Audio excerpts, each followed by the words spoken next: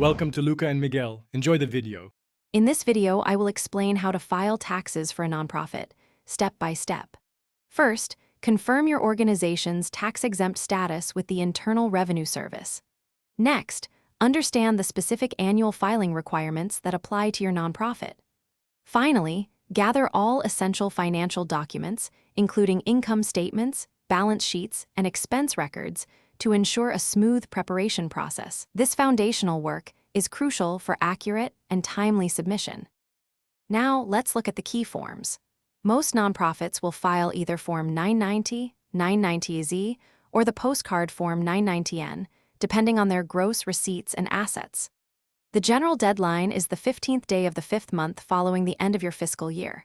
If you need more time, you can request a 6-month extension by filing Form 8868, ensuring you meet this important deadline. When preparing your return, it is vital to accurately report all your organization's income, expenses, and assets.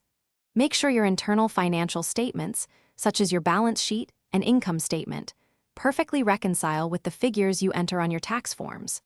Double-check every entry for accuracy and completeness. A thorough review helps prevent errors and potential issues with the Internal Revenue Service, ensuring compliance. Finally, it's time to submit your return.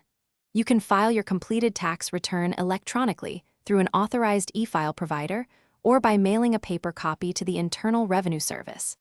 After submission, always keep copies of your filed returns and all supporting documentation for at least 3 years.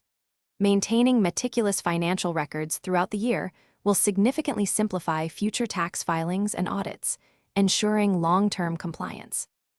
Thanks for watching and please subscribe. It's the best investment you'll ever make.